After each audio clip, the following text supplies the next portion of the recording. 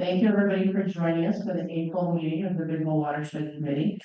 Pedro was having some issues with his internet, and he'll hopefully be joining us there on Zoom shortly. And so we will start out with some introductions. So I'm Tana Lynch, I'm the Associate Director of the Bigville Watershed Committee. Deputy overview. Tom overview. Cole Edgar, Lieutenant Bureau of Mines and Geology. Stephen Bigley, Stream Flow, and Specialist, Lisa Helena, Fish, Wildlife, and Parks. Good Dr. Jim. Charles Reinhardt, White Seymour. Seymour. I'm looking at East Death Glad. Stan Struzik, resident. Pete Camper, sure. Weiser. Keane Peterson, Rancho Jackson. You're Vasa, NRCS. Ryan Ryder with Fish, Wildlife, and Parks. Luke Lutz, Fish, Wildlife, and Parks. Caitlin Floyd, Fish, Wildlife, and Parks. Jim Olson, I'm with Fish, Wildlife, and Parks too. Fish, Wildlife. All right. So Fish, Wildlife, and Parks. Yeah, sorry. We can't spread out more. All right. John Dillon, citizen from Dillon.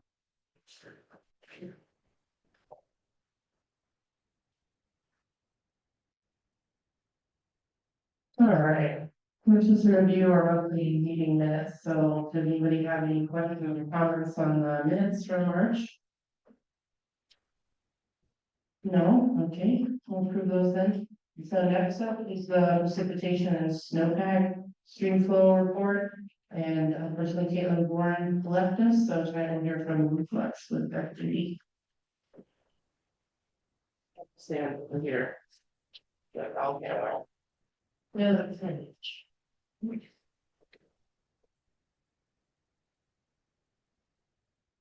So I'm Luke Lutz, Fish, Wildlife, and Parks. I'm the technician for the CCAA program for the Old Centennial, and I will be substituting Caitlin's stream report. One second, I'll move up.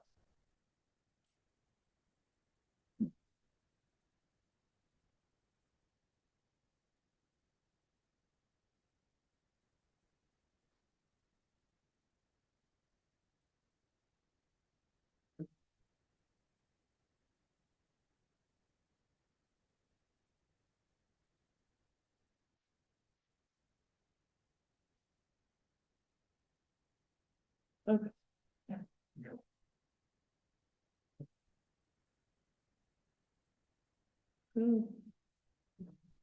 So this is all the stream gauges for DNRC and USGS, which is the map of the watershed that Caitlin usually shows. Tana, could you share that on Zoom for us? Oh yeah, I thought he did. You can't see it? Nope. Okay.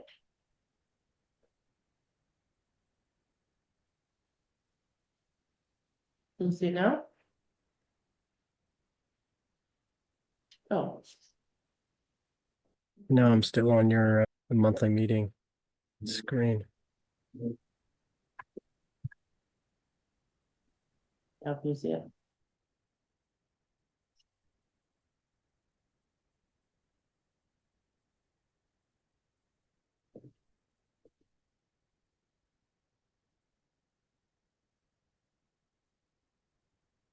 Sure. Oh, we could see it now. Thank you.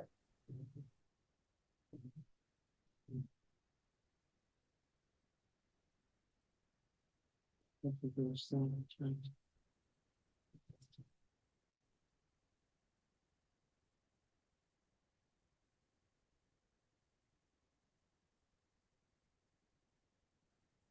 Okay.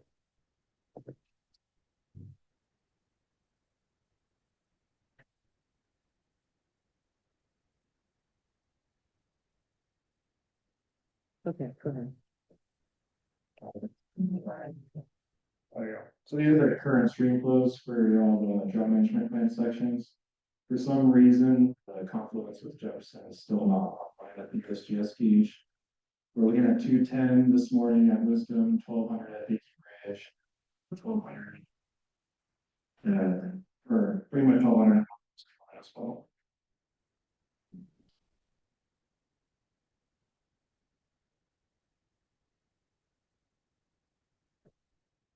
So this is the wisdom gauge. You'll see a trend on all these hydrographs. Most of our valley melt is melted off and it kind of peaked around the 12th and 13th of April through all these sites. So we're sitting at 210 at wisdom, like I said.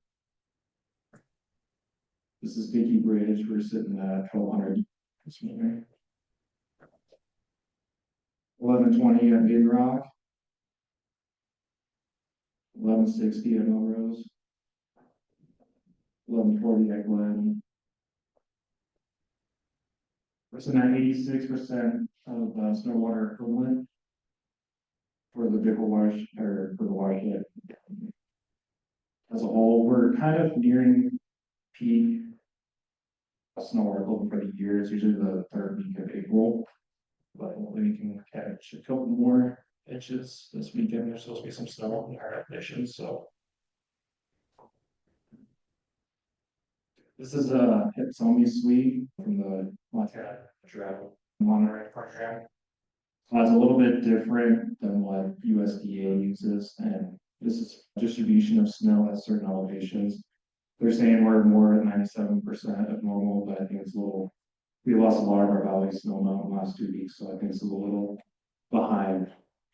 And we're sitting at 92% at dark horse, so right around 28 inches. We're at 90% of median for the precipitation, which is fairly good. So this is the 30-day standardized precipitation index. This is a good indicator of drought. So we're sitting really good throughout the whole watershed. Some of the valleys are enroll, and then the pioneers are actually precipitation. So.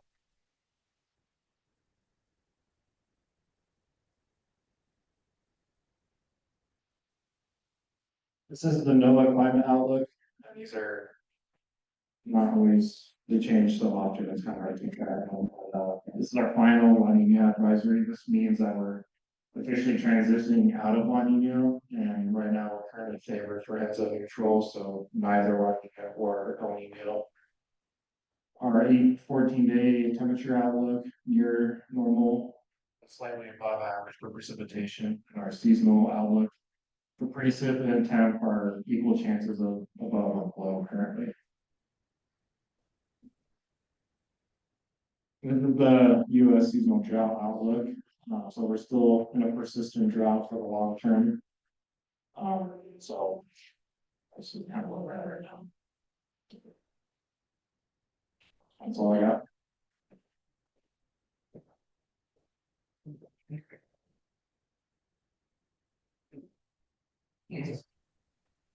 All right, next up is the director's report. Angel, are you? Yep.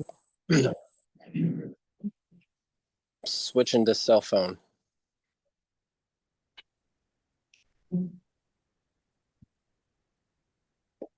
Yeah, do you mind sharing the presentation for me, Tana?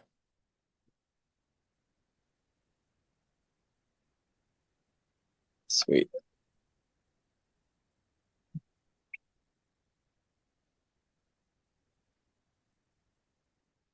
Great, perfect. Thank you. Thanks, everybody. So, yeah, I got a lot to report on for this month. You know, first and foremost on the finances and the money that's been frozen up. We're kind of still thawing. I think I thought that all the federal money had unfrozen, but turns out only half of our federal contracts unfroze. It's hard to make sense of it. So our Forest Service work with the Elkhorn mine, that's a partnership agreement with the Forest Service. Our contract from 2023 is open, and we still have some money in there that we can keep our engineers rolling to design a structural rehabilitation for the mill building. We have to do that before we can get machinery in there to dig out anything contaminated underneath. So that's still rolling, but our agreement from last year that has the big bucks in it is frozen.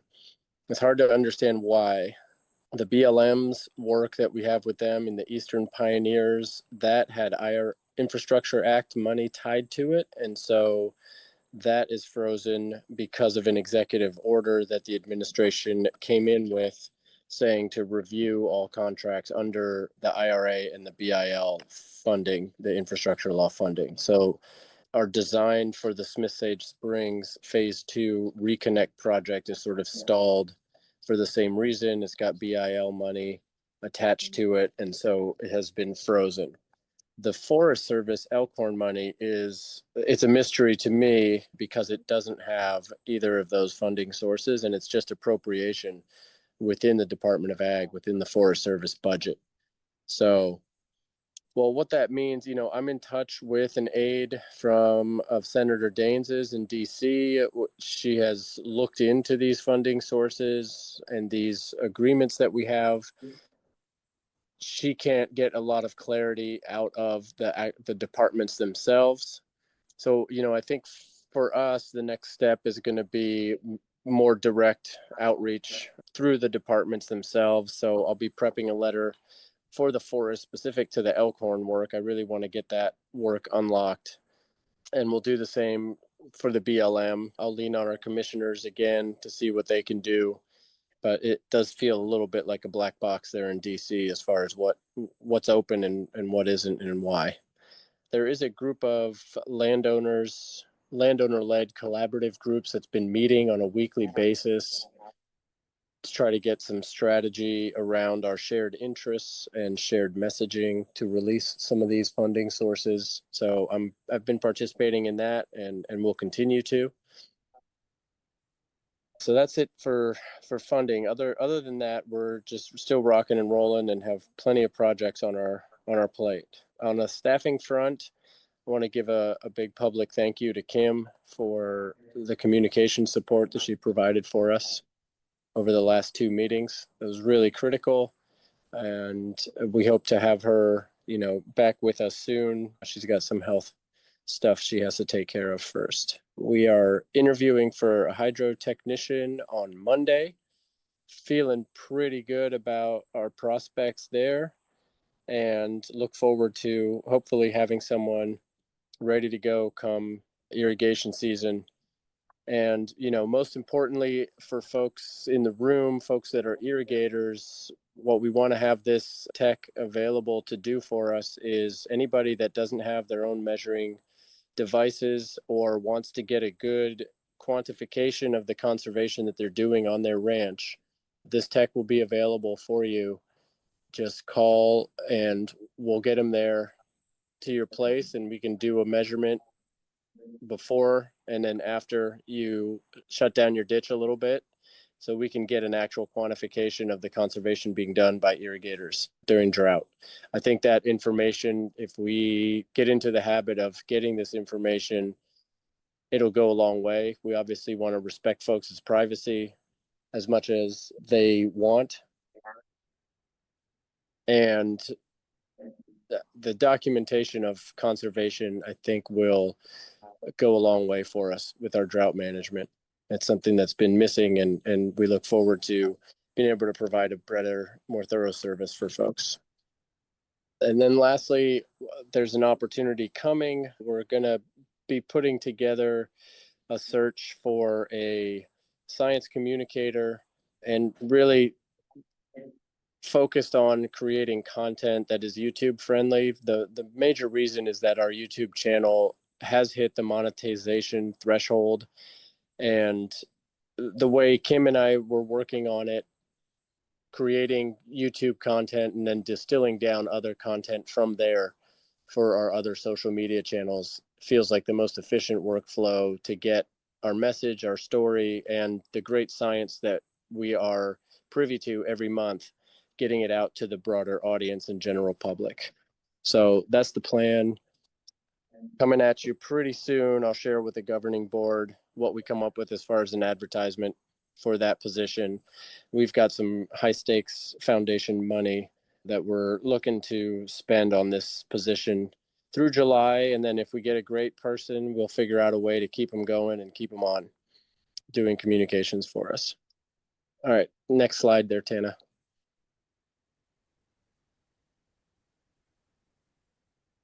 Next one's got a lot going on. You know, a theme that I caught from a webinar that Leslie Allison at Western Landowners Alliance, something she said that really resonated with me. It's really easy to be against things and throw, wrenches into a situation or a topic, but it's really hard to be for things and just be positive and proactive. And I think that's where we're going to keep our sights and our focus. And some of the examples, some of the things that we've been up to, I think Tana might mention this one, but I wanted to remind folks of the Big Y episode of Montana Public Radio that came out talking about the role of tree cover sucking up groundwater. This is something in the Big Hole that is very well understood, but it's worth a listen. It's a great 8-minute piece that they did. And this is part of the education, I think, that needs to get out there. Folks got to get used to the idea of us managing trees, managing forests, managing our grasslands actively. And there's big pushes going on all around us to do just that. And I think this goes a long way. This is the kind of communications that we need to be doing more of. We put out letters in support of several other initiatives that our partners are engaged in. The Bureau of Mines was nominating their aquifer recharge tool for an award, and we put in a letter in support of that. Obviously, the Bureau of Mines is engaged with a feasibility study for managed aquifer recharge in the upper Big Hole. We're really excited about, and they're going to start data collection this spring, summer, if they already haven't started already. Got great buy-in from landowners up there. So this is something I think we could do to give back to their efforts. Butte Silverbow Water Treatment was applying for some funds to shore up the safety of the Basin Creek water treatment plant. So we provided a letter in support of that application. National Fish and Wildlife Foundation, we were seeking to support, just basically to our electeds, sharing our support for the Grayling program and the importance of the work that the Fish and Wildlife Foundation has done in support of that and the Partners program. And then finally, I haven't heard anything against being in support of this BLM vegetation management environmental assessment. The BLM basically is proposing a suite of actions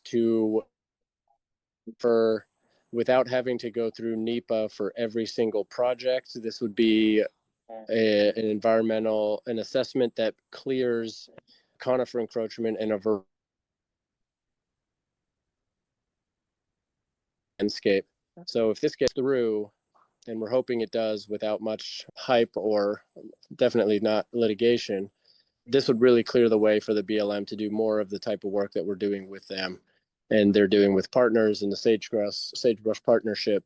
They're doing a ton of this work. So it feels like a good deal to show support for. We've got some more outreach opportunities. I've got them listed there on the screen. I think I don't need to bore you with that, but always on the lookout for ways that we can get our message out through partners. And on the legislative front, just wanted to go through some of the bills that I've been tracking.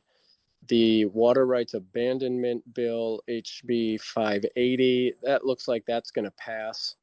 What that bill does is says that if a landowner is operating within a basin that has a drought management plan or is conserving water as in a drought year, that you can't go after someone like that and claim that they're abandoning their water rights, even if it's many years in a row. So sort of a preventative bill to prevent folks taking advantage of the abandonment clause and going after irrigators who are just conserving water. Montana HB 256, the Water Storage Fund. I looked into that today. It looked really promising, but it looks like it missed the transmittal deadline. So that bill appears to be stalled and not moving through. So I won't even bother talking about what it would have done, but we would have been all over it. SB 473, the weather modification bill, that got killed in its second reading. And this, I think, is a good thing for us because in there, it would have canceled our cloud seeding efforts. So thankfully that bill got squashed. And then HB 684, that was creating there's a existing 60-day deadline for the DEQ to review water quality petitions to petition streams. It looks like that bill is in its third reading in the House. It's passed. This is sort of the last leg. It got amended now where it's going to be a 180-day review period for the DEQ for any petitions. And as you may know, the Big Hole was just petitioned to be listed, the upper sections of the Big Hole to be listed for nutrient pollution. So this bill, I think, is somewhat related to that type of petition. So the DEQ now will, if this passes, will have a little bit more time to review the data before going through with any sort of listing. Okay, next slide. And on the restoration projects, just kind of quick update on the map there. We've moved a couple projects from to be contracted to contracted. So our High Meadow storage capacity project with the WGM group, that is underway. Looking really forward to seeing what those guys come up with. The California Creek demo area design, I'll show you in the next slide where we're at with that. Waiting to finalize a landowner agreement for the Elkhorn Preserve project and trying to get through permitting for a Campershire riparian project in the Wise River area. And that is taking advantage of a really excellent cold water spring creek and trying to change the channel dimensions so that it becomes more of a spawning channel. It's excellent cold water and cold water returns in that channel just above the confluence with the Wise River, just below the confluence with the Wise River. In the East Pioneers, I'll also talk about that in the next slide. And with the Elkhorn project, the Beaverhead Conservation District released an RFP for management of all of that work, and we have submitted that and are waiting to hear back. Hopefully within a short while we'll be contracted and have all our administrative ducks in a row to keep that work going with the funding that we have open for us right now. And the Rock Creek Fish Barrier, that is currently stalled out. It's supposed to happen in August. We hope to get it done in August. I've got to get those BLM funds unfrozen to be able to spend that money. So that's a quick tour around the Big Hole to see what we're up to project wise. And I've just got two more slides here to show you some project updates. So at the East Pioneers, this is the Conifer Encroachment Riparian Restoration Project. I just had some summary stats here. There's two maps up. They're of the same locations. One of them showing you the conifer encroachment units, the one on the right, and that's both on BLM and the forest. And then the one on the left shows the same area, but the riparian units that, mostly Ben did in the last few years. We've got just a little bit left on those riparian units to do. So far we've completed 292 acres of conifer encroachment thinning, and we've got another 1,045 acres under contract with 5-Star Forestry. Most of that acreage is on the forest, and that money's free to go. So we hope to get them very soon out there.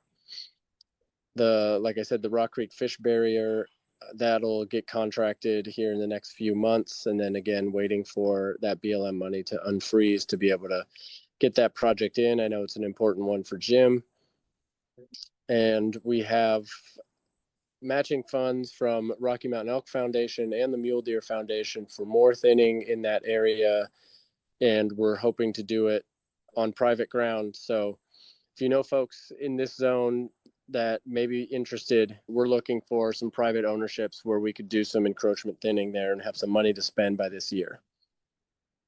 And we also will like to go back to some of these riparian areas and see how they're doing, and do any upkeep or maintenance that we need to do on these riparian reaches. We'll be ready for that. And then one more slide, Tana.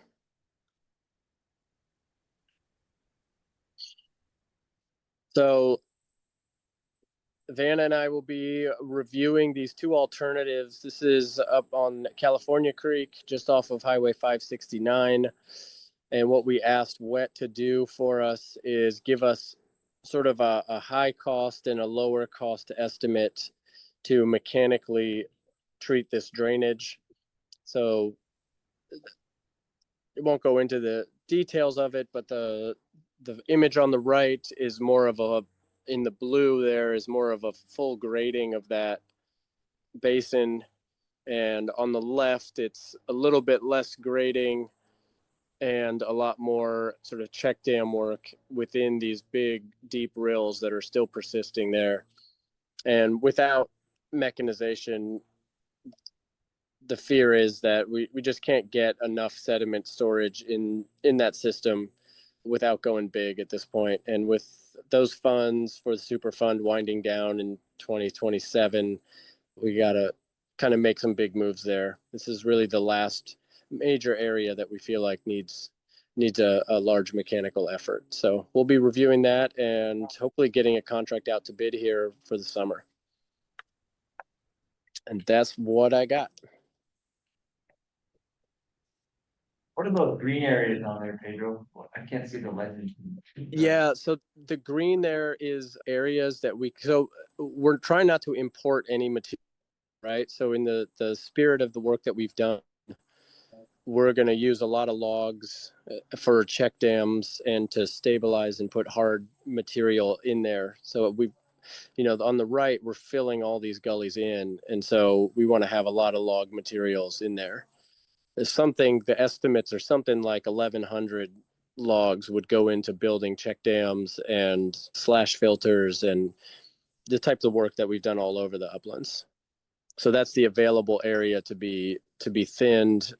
It's basically everything that's conifer up there and avoiding the aspen.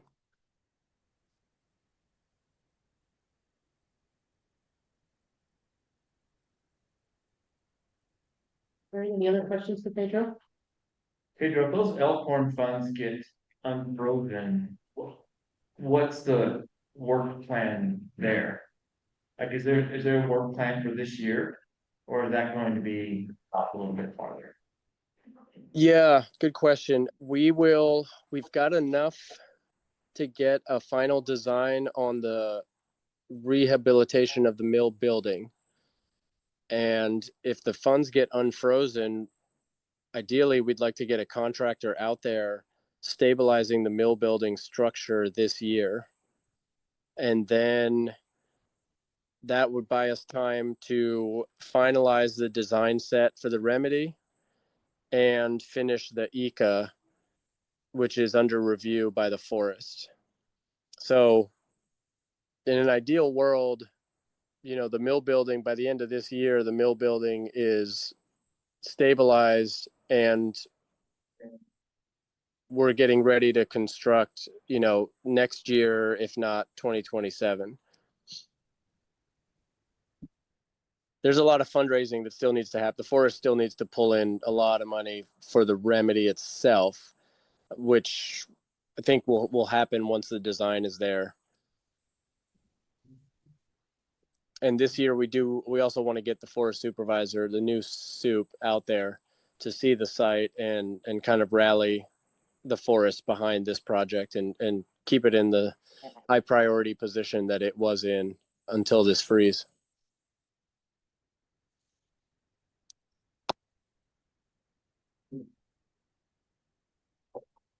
Any other questions for Pedro?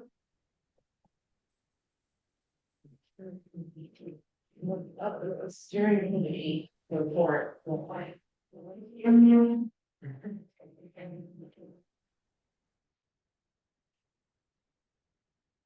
Okay, for the steering committee report, we met in first board meeting was about the end of March, I think it was 31st.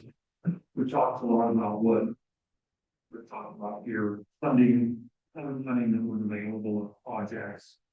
And also what funding was frozen. And where we thought that would go.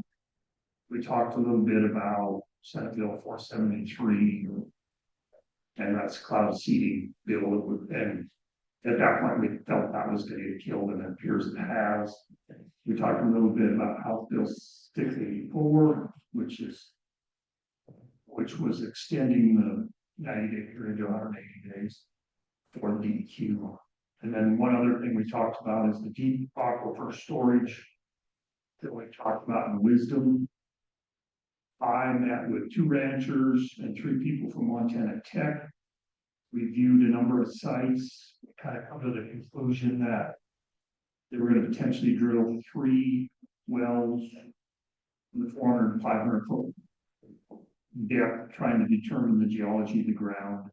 I know there was another meeting last week that I didn't make between one of the landowners and Montana Tech. So that process is starting and going forward.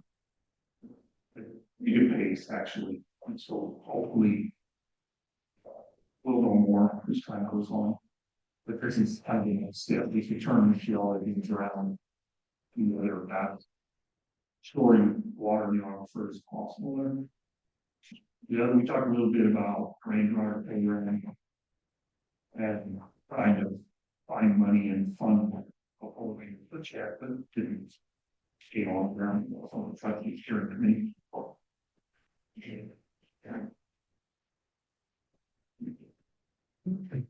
Any questions? Thank you. All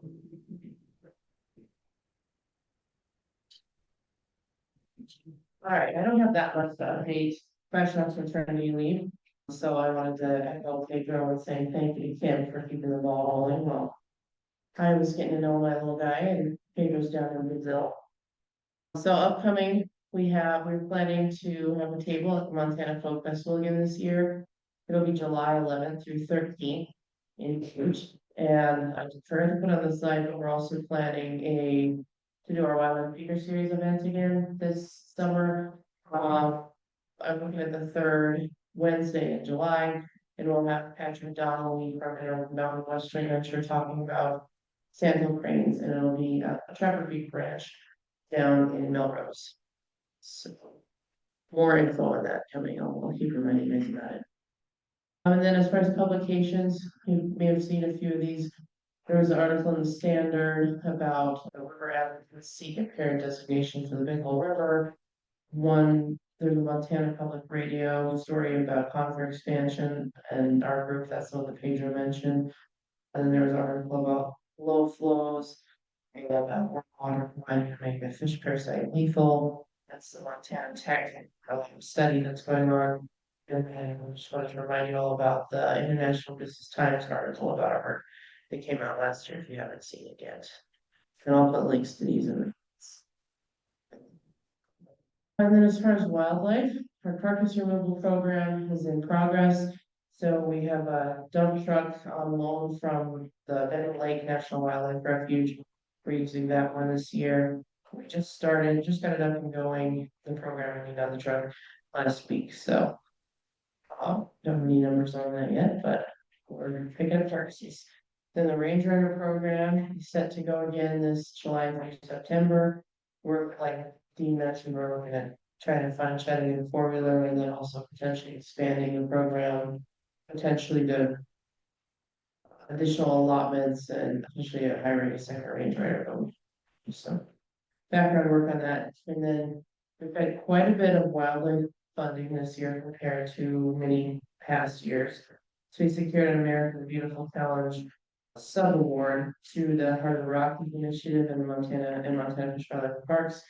And that'll give us $194,000 over 3 years for our wildlife programs. And that also includes some funding for the Centennial Valley Association's carcass removal down at Sage Creek. And then we also secured $17,500 from the Livestock Block Board for our wildlife programs this year. And I'm working on another proposal to the USFWS board due in May, so, yeah. If you have any questions about the wildlife programs, please get in touch. Yeah, that's all I've got for today, so. Any questions about wildlife before I move on to new topics? No, okay. Does anybody have any new topics that they wanted to discuss? Yeah, I just wondered what does it mean, when the foundation asked the DEQ to list the river and they denied her, is that part of this, what you're talking about, the HA? They get a longer time to review. To make their decision. The preliminary degree denied. Yeah. What they're doing. That's about all I know. So I was wondering, like, the water company monitors the water levels for the water, nutrients in the water, I'm sure. Oh, yeah, the drinking, Yeah. For the drinking water, yeah, sure. So I don't know if their stuff's available. No. So I think some of the information they're going on is some of the testing that. Yeah. They're one of the. Yeah. I know there was someone. News last night about it too. All right, well, all right, if there's no new topics, we'll take about a 10-minute break and then we'll come back and hear about the CCA.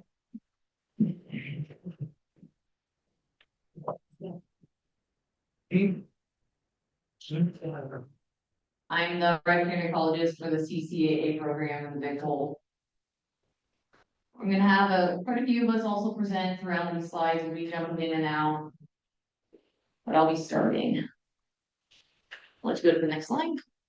So we have a pretty big team. Ryan Kreiner is our native fisheries biologist. We have Jim Olson, the Big Hole fisheries biologist. We got Cass in the back at TNC. We have Garrett Bassa at NRCS. So we're a pretty big team. Most of us are going to be talking today. So the CCAA stands for the Candidate Conservation Agreement with Assurances. This is a program on non-federal land. The goal of our program is to enhance the fluvial population of Big Hole Arctic grayling in their upper reaches of their historic drainage. So our program ends at Dickey Bridge, and we have 5 management units shown in this map. Next slide. So like I said, this is a program for non-federal lands. We have about 165,000 private land enrolled in the program with almost 6,000 DNRC leased land. And this is across 31 landowners. And that's mostly shown in this kind of purplish pink color. Next slide. Our program enhances Arctic grayling through 4 conservation measures: improving in-stream flows, enhancing riparian habitat, eliminating entrainment, and removing barriers to fish migration. Next slide. Moving on to conservation. Come on.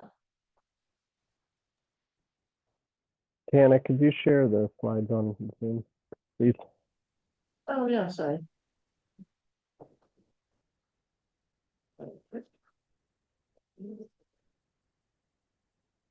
So.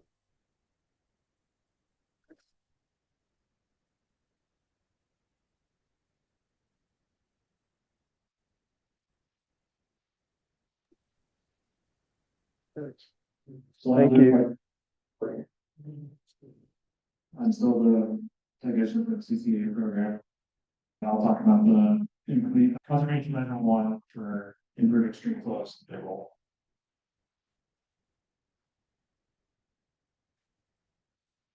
So as Caitlin was saying, the CCA broke up into 5 management sections. The flow targets are set for the bottom of each. management section within the CCA, and there's two separate flow target for spring and summer.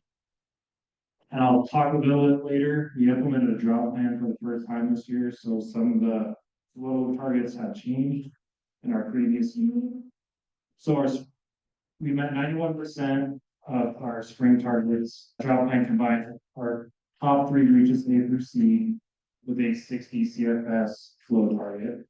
Throughout the whole water year, we met 54% of our flow targets. We received 122 CFS of contributions from landowners. We also do a biannual irrigation infrastructure monitoring in the spring and fall, where we have 29 of the 31 landowners monitored, and we have over 100 ditches that we check. There's also 5 real-time gauges, and we actually have more seasonal chip track sites now in 2025, but those real-time gauge sites are where we measure those flow targets to the bottom of each management section. So I'll talk a little bit about the drought plan. This is the first year we implemented it in 2024, and the criteria is less than 80% snow water equivalent and precipitation for the 2-year water year. So those red values were 74% on May 1 and 77% for precipitation in 2024. It's kind of a bad year, as most of you guys already know. Peak runs usually starts in June or late May. And last year we had it pretty much the first week of April at most of our sites. And then also combined with the not favorable climate forecast was. So we combine reaches A, B, and C with one flow target at Wisdom. And the idea behind that is we can move water between management sections upstream down to Wisdom, which is the bottom of reach C, and help supplement water with different layers rather than all the way to risk. We're drawing more water. And A, B, and C, we don't hit those all make flow targets almost all the time too, right? Management section C often does not hit the flow targets. And it's actually critical. Yeah, but more A and B, they do. A and B generally hit flow targets more often, yes. So I just kind of want to illustrate like how bad 2024 was. So this is Wisdom, I was talking about where we have a hard time meeting flow targets on an annual basis. In 2023, on the left-hand side there, we had a peak around that first week of June. It's pretty good water here, 1,200 CFS. It's actually closer to 1,700 on the 9th of June. And then last year, we peaked April 5th at 1,100 CFS. And that gray line there is the median average for that time of the year. This is our uppermost real-time site in the Big Hole. It's above Saginaw. It's above any major diversions. And in 2023, we maintained flows over 150 CFS for 30 days. Last year, we were above 150 CFS for 4 days. So that biannual irrigation monitoring that we do, this is kind of a synopsis of what we did last year. We had 2 days. We had 2 different runs, spring and fall, 13 days in spring, 9 in the fall. Check 92 ditches in spring and 1 in fall. There's a bunch of hours we did. We did 112 fall measurements last year, trying to find water for contributions, try to increase the wetting perimeter for sections that are below targets. And what these irrigation monitoring runs help us do is it helps us also identify projects, which again we'll talk about here soon, like non-functioning head needs, elevation issues with certain diversions. Also helps us identify where water is within the system while we are out there monitoring, and also documenting landowners are following the agreed conservation site plans for their enrolled property.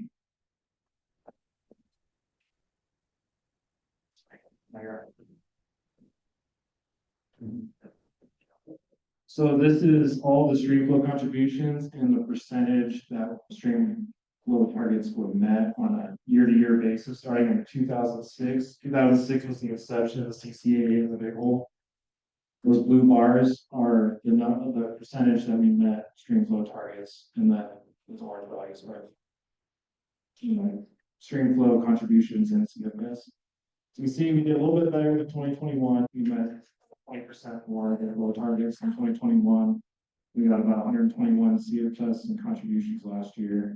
Compared to 2023, we got that 81% of the time.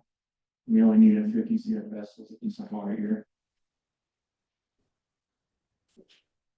I'll just talk briefly on this because this is the temperature trends in the upper big hole. We have about 30 thermograph sites. The upper big hole start drawing the tributaries and have the main stem. This graph right here is only the main stem of the big hole. The black dots or black squares are average days over 77 degrees. 77 degrees is identified as the upper incipient lethal temperature threshold for most salmon. And then those open circles are average daily duration for those days that exceed that 77 degrees. So overall, we've seen a decline since the inception of the CCAA and stream flow temperatures.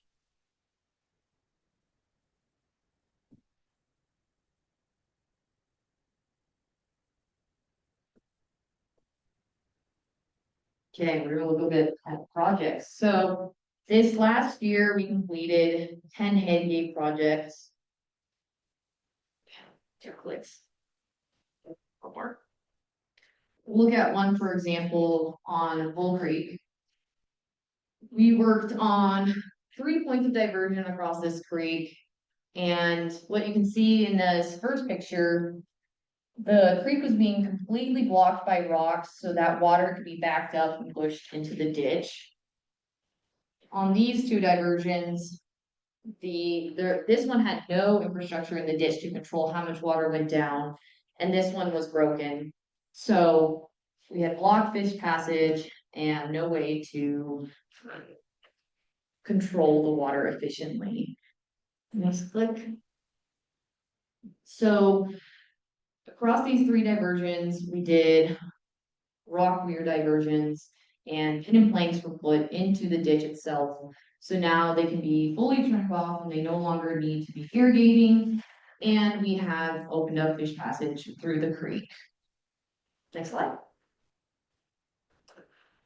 This upcoming spring, we plan on working on another diversion off of Big Lake Creek. The current pin and plank is not functioning, completely blocking fish passage. So we're gonna get a new pin and plank across the stream, and in the diversion, we're going to re-level that measuring device and clean the ditch. Next slide. Moving on to our second conservation measure, enhancing riparian habitat. In case you don't know what riparian habitat is, that's our area between the stream and the upland, so it's our floodplain along rivers and streams.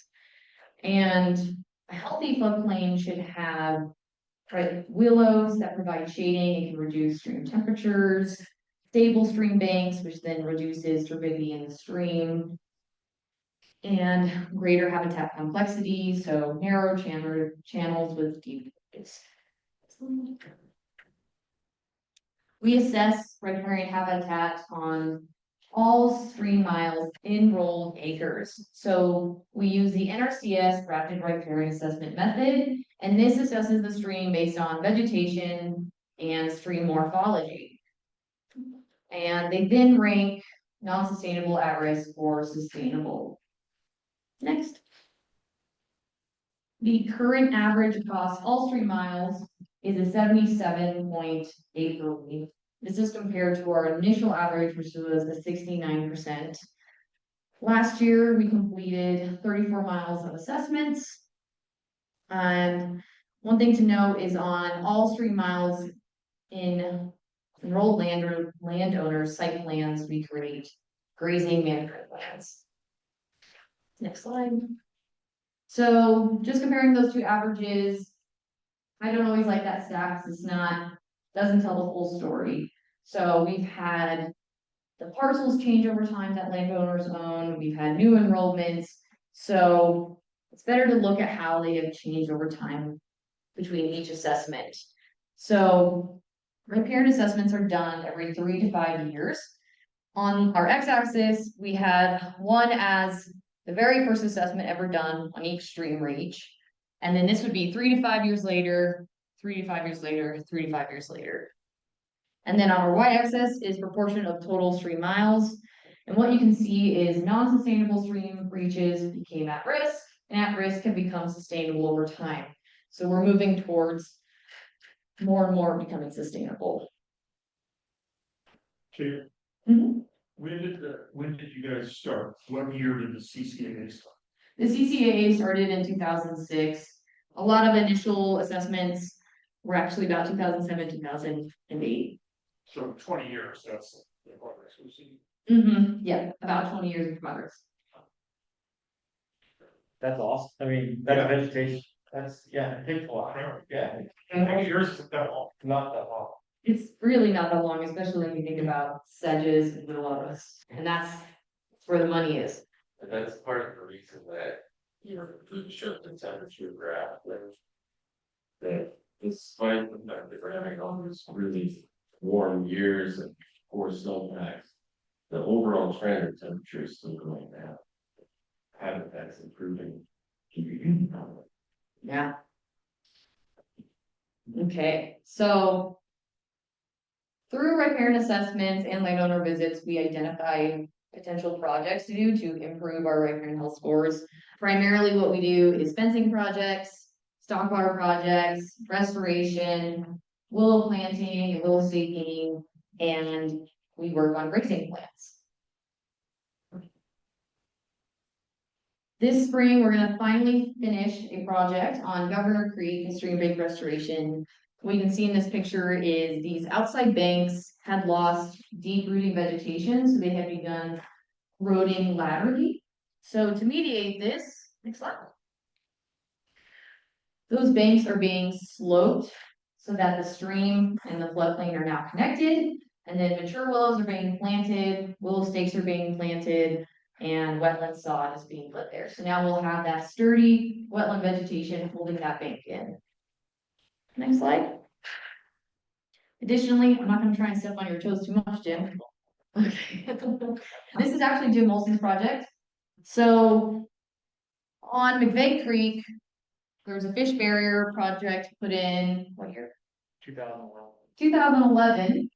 And this was for cutthroat trout. Naturally, water backed up against this fish barrier and created a pond, but a very shallow one.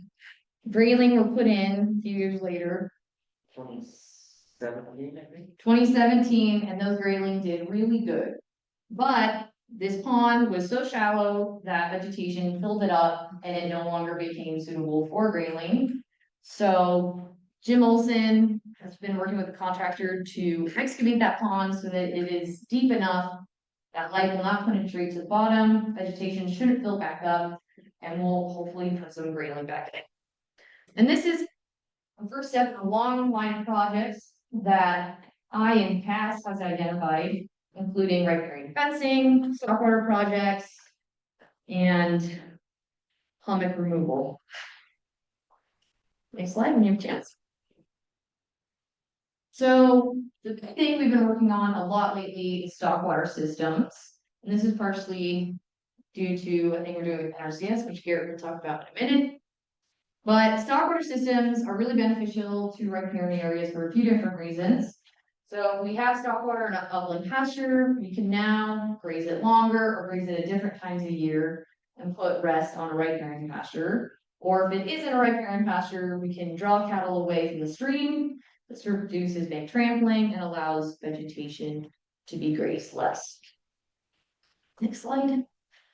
Additionally, this overlaps with our first conservation measure, improving in-stream flow. So on some systems, this is replacing ditches that used to be left on for stock water. So this is an example when we click. This ditch used to be left on all fall and winter so that the cattle in this pasture would have water. And now, due to the system, you don't need to turn on that ditch and that can stay in the stream that then flows into the big old river. Next slide. So, like I said, we're doing a lot of stock water right now. This last year across bunch of different steps with stockwater development. We've worked on 17 projects. You might have two clicks. One more. Okay.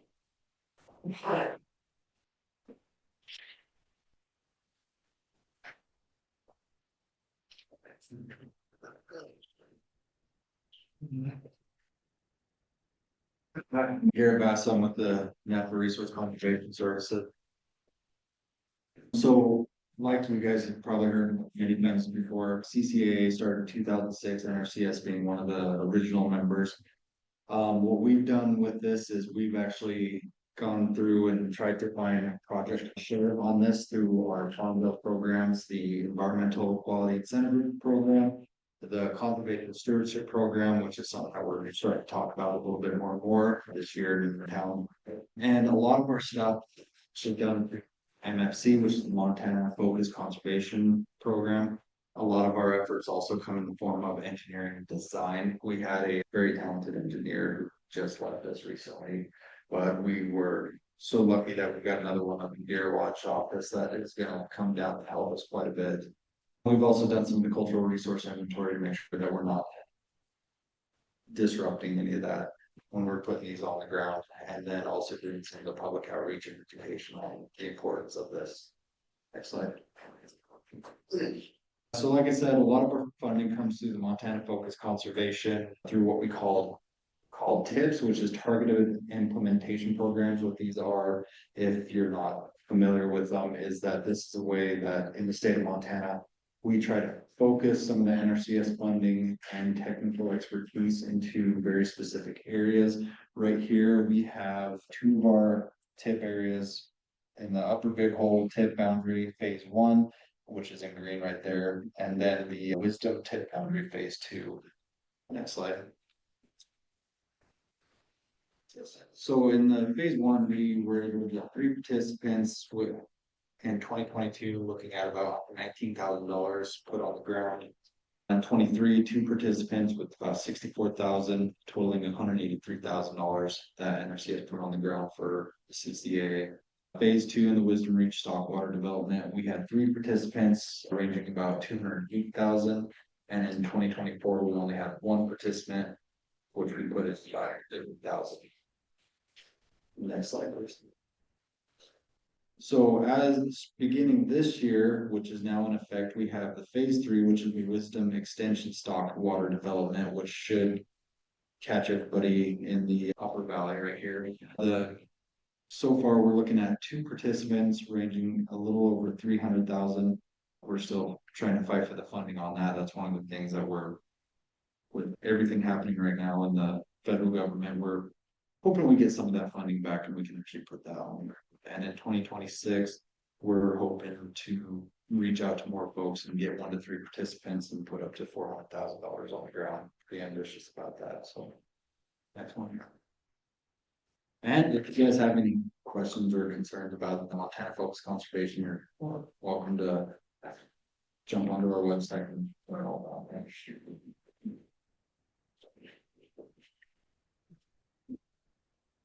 Okay, next slide.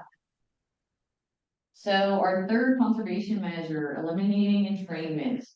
In case you don't know, entrainment is when fish go into a ditch, they get trapped there, water gets turned off, and die. So we have been working on identifying and reducing points of entrainment. Next slide. So ditches have been surveyed about every 5 years. Problematic ditches are surveyed annually. Since 2008, we've only had 5 ditches have grayling, and of those 5, almost all of it was found in 1 ditch. And in 2023, we did a project to address that entrainment issue. And so we're still doing annual surveying to look for potential points of entrainment. Additionally, in the past, we put in a few fish screens, which is pictured here. But all in all, this has been not a large concern of ours. It was initially considered maybe a bigger issue than what it's been. Excellent. On to the 4th one, removing barriers to fish migration. So there's 2 primary sources of barriers. That would be irrigation diversions and and beaver dams. Click. With all of our irrigation efficiency projects, we are also working on fish passage. So primarily what we've done is fish ladders, which is shown here. This is an inventory that was done in 2022 or 2019. But we've also been doing a lot of rock step pools, fixing rock diversions. But even if we just look at fish ladders, we can see a large improvement to fish passage has occurred since the program started. So now they can move across this upper big hole drainage much more easily. Next slide. When it comes to beaver dams, since 2022, Ryan has been working on notching beaver dams in the spring, right before grayling spawn. And then after spawning happens, the beavers are welcome to rebuild their dams. But now the grayling had access to spawning miles. All those fish can trickle back down into the big hole. Next slide. And that's all I had on those two. Ryan's gonna come up and talk about grayling. If there's any CCAA questions you have now, I can answer those. Yeah. Going back to your stock water tanks, how come do they cost so much? Because I'm going to use your last slide. You got two participants there and $300,000. Well, that's $150,000 a piece. What are you doing different from what we've done? And I don't know, do you want to answer that or are you answer it? Okay, so with a lot of those participants, we've actually been doing many systems. We've been going across the property and identifying lots of points of improvement. So between those two participants, that was a lot of systems actually done. So no, it wasn't 150,000 per system. Yeah.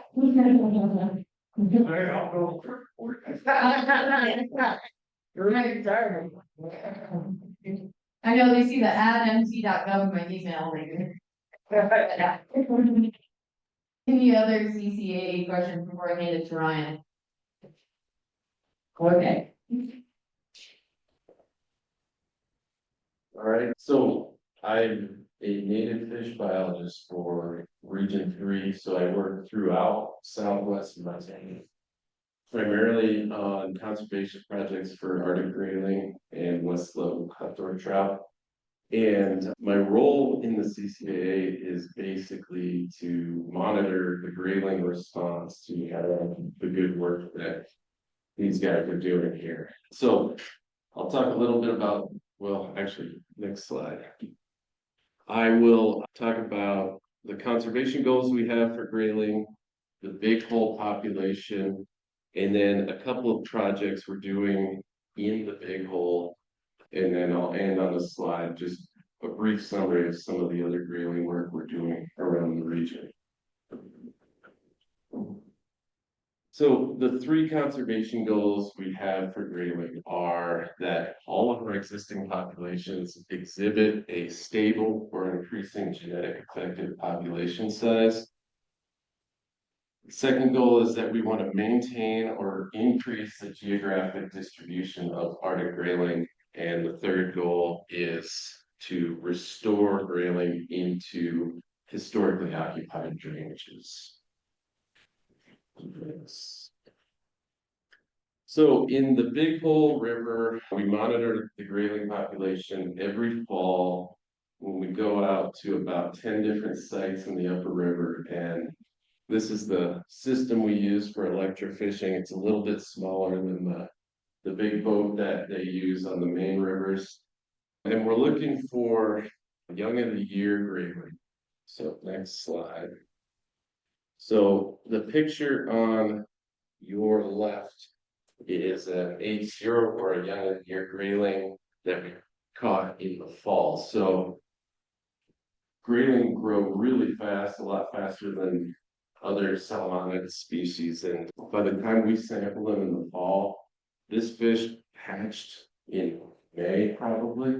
And by the end of September, they're about 4 to 6 inches long. And we also encounter age 1 grayling, and they're about 9 to 10 inches flowing at that point. And so what we're doing when we collect the young of the year grayling, we're taking a genetic sample, a little clip of their fin, and we're able to estimate the number of parents that produced that year's cohort of fish. And so the next slide will show kind of what we've been seeing. And so last year, our estimate was about 182. So it was the highest estimate we've had since 2020. Now, this number, because everybody wants to know, are there 182 grayling out there? No, there's more. It's typically in other grayling populations and other salmonid populations, the effective number of breeders is about 10 to 20% of the total population. So a conservative estimate would be to just take the number we got and multiply it by 5. That'd be about 20%. But really the important thing to see in this graph is the trend, where back when the program started in 2006, we were stuck at a pretty low level. So the grayling population was kind of flatlined. I think the average in the first 5 years was 88, 89, something like that. And then what you see is we got a good water year in 2011. And since that time, the population has really fluctuated around a much larger mean. And that's what we want to see, is that all populations fluctuate, but we have a lot of ups and downs, and we're not stuck at this really low level. And I just want to, next slide, I just want to contrast that graph with another grayling population we have. This is the Centennial Valley population. And you can see that there's 2 graphs here. The first one, the top one, is an actual graph of estimated abundance. So in Red Rock Creek, we actually go out and do a market capture study and get an estimate of the total number of fish. And then the graph on the bottom is that effective number of breeders estimate. And you can see they both have the same trend, but it's almost the opposite of what's happening in the Big Hole, where you had these wide fluctuations around a larger mean. And now we're kind of flatlined at a lower level here. And I also want to point out a couple of things. 2, if you look at the lower graph, which is effective breeders, you can see in some of the years like 2012 and 2013, our estimate was somewhere around 350 to 360 for effective breeders. And in those same years, the total population was between 2,000 and 2,500 fish. So that's sort of the relationship that we have between those 2 metrics. Next slide. So Caitlin touched on this. We're going to be starting our beaver dam notching next week. We go out, and I think we're going to do about 7 different tributaries, and the objective is to kind of ensure that there's passage for spawning grayling in the lower 2 or 3 miles of stream where grayling actually what they use to spawn and rear. And we've been doing this in the Centennial for about 15 years in Red Rock Creek. We started here in, I guess, 2021. This is a dam on Fish Trap Creek. Fish Trap Creek's not as much of an important tributary for thermal refuge in the summer. It's really cold, and a lot of adult grayling move into that stream in the summer when the Big Hole gets warm. But we didn't get any grayling in Fish Trap for a number of years, and we went out there the next year, notched the dam, which was a big old dam. It wasn't active anymore, so the beavers didn't even rebuild it. And we've been getting a lot of age 1 and older grayling in that stream since. And So then in 2022, when we were doing our normal monitoring up by wisdom, and if you remember, 2022 was sort of that low point on the graph in recent years. What we saw was that we had so many years in a row of low magnitude runoff that the dams were just building up, and in some cases were 5 or 6 feet high. And what we saw with our monitoring was that we weren't getting grayling throughout our whole monitoring reach. We were getting a few grayling down at the very bottom below the lowest dam. So we went out the next year and notched 24 dams and 6 tributaries. And that fall, we saw grayling distributed back where they have been historically. An example of this, a real good example is Steel Creek. I think in 2022, we got 6 young a year grayling in the lower quarter mile of stream. The next year, after we notched dams, we got grayling throughout the whole 3 miles. I think 25 young a year grayling, and same with this year too. So we're going to continue doing that work beginning next week. Next. So this is French Creek. You guys all know about this. Jim Olson did a really big fish removal project in the drainage, 40 miles of stream above a constructed fish barrier. We removed non-natives. And the primary goal of this project was to restore West Slope cutthroat trout, but because it was such a big system and it had variable habitat that grayling like low gradient stream, and a big pond behind the barrier, we're also incorporating a grayling introduction into this project.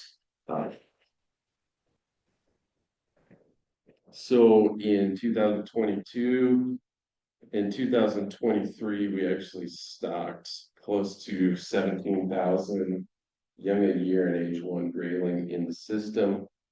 And then last year we stocked about another 1,000 age 1 fish, but we also introduced 105,000 fertilized eggs in the system. And I think the next slide I have a picture. Oh. Yeah, so what we do is we take fertilized eggs. So we have a lake over in the Gravelly Mountains that has big hole grayling in it that was established back in the 90s, where they spawn fish from the big hole, put them into this lake, and then we periodically introduce it with progeny from wild big hole fish. So we're trying to keep that, we call it a genetic reserve. It's a population that represents the big hole. So those are the fish that we used to put in French Creek. And they're called remote site incubators, but they're basically artificial nests. So we fertilize the eggs, get them ready, and then put them out in the stream. So the fish actually hatch directly in the stream. And we've had better success, especially in rivers, of introducing fish that way. So we're going to continue to do that for a couple more years. And I think 2025 will be the last year for stocking West Slope cutthroat trout in French Creek. Next.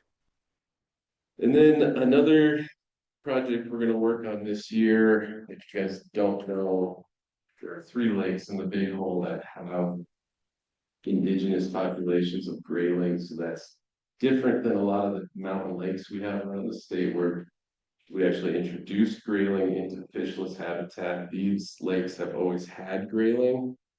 And Lower Minor Lake, Music Broad, and Pintler Lake. Minor and Music Broad have stable, abundant populations. But at Pintler Lake, we've seen a decline in the population, and associated with that decline is a decrease in genetic diversity. So this year, we're going to do what we call a genetic rescue, where we move a couple of fish from each of the other 2 populations into Pintler Lake. We've had good success doing that in some of our isolated cutthroat trout populations where they had really bad genetic diversity, low, And we take fish from other populations, and it actually not only improves the genetic diversity, but it also improves the reproductive success of the fish in the system. How many fish do you move, say, from line or usually brought to pen? We're gonna move 5 from each. 5 fish. 5 fish. Yeah, so what we've seen with cutthroat trout populations is that even moving 5 to 10 fish into a system has pretty dramatic results. So we're gonna see if that will help. And you know, we're also gonna incorporate this into our beaver dam notching. We're gonna go out and survey it too, because there is a lot of beaver activity on the inlet stream there. So we want to make sure that you have access. And then next slide, I think the last slide, you know, so I mentioned the centennial population has been down for a while, and I think I talked about this last year, but we're working with the refuge to try to make improvements to the lake to improve overwinter habitat. There was a lawsuit, the project got canceled temporarily, but we're continuing to work with the refuge and try to push out a project that might increase dissolved oxygen in the lake. And then we have 7 active grayling introduction projects around southwest Montana, including the one I mentioned, French Creek. We're introducing grayling in the Madison to a couple of locations, including the Gibbon River and Yellowstone National Park. And we've got a similar project to French Creek over in the Horse Prairie drainage, Selway Creek and Selway Lake. We started introducing grayling there last year. So that's all I got. Any question? They're not fish trap. Is those, you notching them dams above the highway?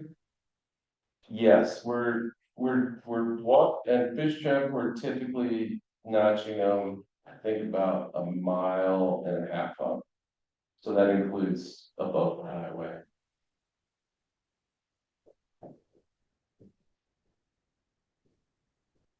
You mentioned Selwyn Creek. Yes. How many years do you add fish to that watershed or drainage? So what we've, in our conservation plan, we say 3 to 5 years, you know. We put fish in Selway Lake last year for the first time, and typically in a lake, it works pretty well. So I'm anticipating 3 years in Selway Lake, but we also might try some of those remote site incubators into the main stem of Selway Creek too. Just gonna ask about the limitations in the centennial. You know, as we obviously the overwintering habitat is an issue in the Red Rock Lake area, but I'm wondering, what other limitations exist there that are kind of keeping that population depressed? So this has been studied, I think, since 2012. FWP and the service have developed an adaptive management plan where we basically tested all the hypotheses that people had about what impacted the grayling population. And, you know, through that experiment, we've determined that it is overwinter habitat. It's the amount of dissolved oxygen in the wintertime. You know, some of the other theories were availability of spawning habitat and the non-native Yellowstone cutthroat in there, like maybe eating all the grayling.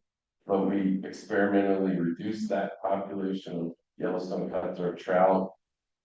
And we've also increased the amount of suitable habitat available to grayling by, you know, I think like 10 times through notching of beaver dams and construction or reconstruction of Elk Springs Creek.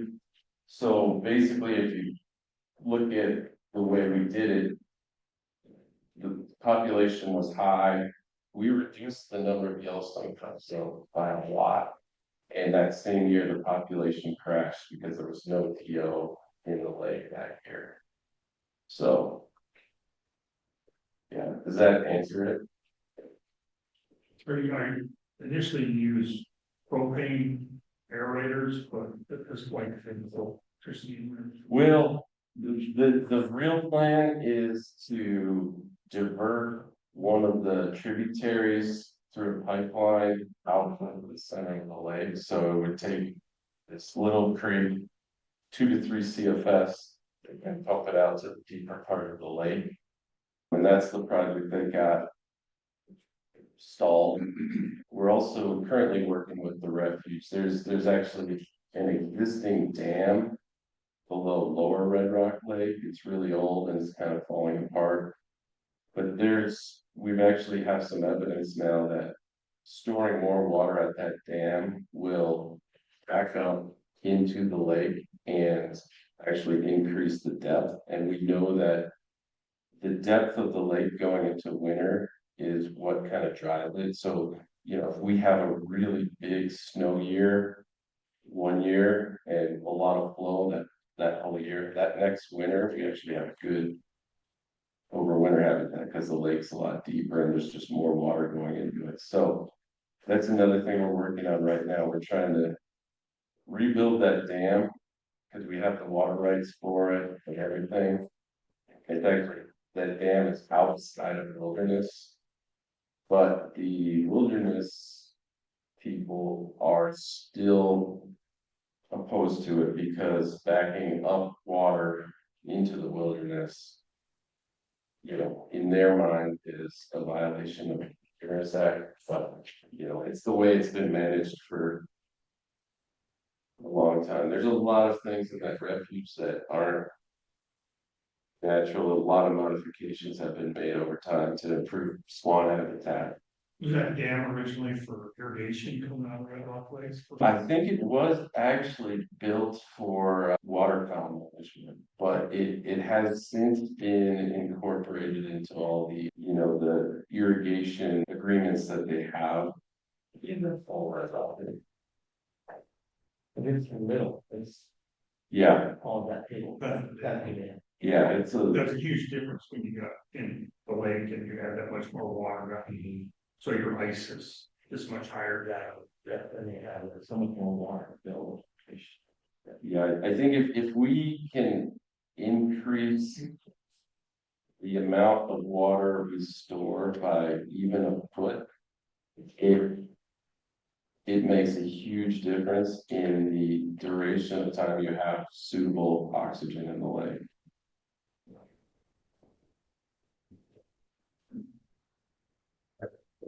Yes. Who took the Grayling photos in your presentation? So actually, this one and forget which other photos I put in there, but this one was done by our regional communications guy, Morgan Jacobson. Oh, okay. And then I think the rest of them are just us Okay, when we're out there. those are really good ones. So, There's another good one on the next. is that- It's hard to find good Grayling photos like. Oh, sorry, I didn't know you had questions. I can go back about it, but I like that one. That's beautiful. So could you give the total Grayling population again? In the upper Big Hole. From the early 2000s till now? I know you gave that, but. Yeah, so, I gave a little estimate of what the relationship between our genetic effective breeders estimate is and total population. That varies, but what we've seen in the Centennial where we take both measurements and what the literature says for other salponids is that that number is typically 10 to 20%. So conservatively, I use 20%. And so that means I multiply the numbers we have by 5, just to get a number, people like to know that. And so, back then it was close to 90. You could maybe say there's 450 adults in the system, eventually. And now, it's 182, if it were 200, it'd be 1,000, so it's somewhere, in the 900 to 1,000 range. There's confidence intervals around their estimates, so it's typically, people like to know a number, but it's typically that it's probably somewhere between 900 and 1,100 adult. It's more than double. It's more than double. Yes, I can say that. Since. Since Grayling 2006. started. Yes. The really cool thing is how resilient they've been, even in really, really dry years. As all that river stayed wet, they make it. Yeah. And yeah, they're actually, the name Arctic Grayling suggests they like really, really cold water. And they can survive in really, really cold water, but they actually do better if it's a little warmer. They grow faster, and the young grayling actually tolerate warmer water more than the adults do. And the temperature data that Luke showed, that upper incipient lethal temperature threshold of 77 degrees. They've done laboratory studies where they keep grayling in tanks at different temperatures in a hatchery and just wait for them to die. And the most recent study, they put fish in a tank. I think it was 76-degree water or 78-degree water. They did it in 2-degree increments, and the first grayling didn't even die until day 20. So at 20 days of a consistent 77 degrees ish, they started to die. But what you know from the natural world is we don't have that. Even on the days where we're getting up high, we're still dipping down into the 60s. So they're only exposed to some of these higher temperatures for a couple of hours each day. If that makes sense.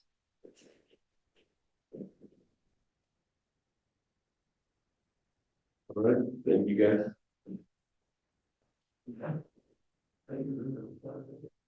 Yes. All right, thank you to the CCA folks for having us tonight. So our next meeting will be May 21st at 7 p.m. here at the Divide Grange, and we'll be hearing from Jim Olson about the fishery. And that's all I'm saying, so thanks for coming tonight.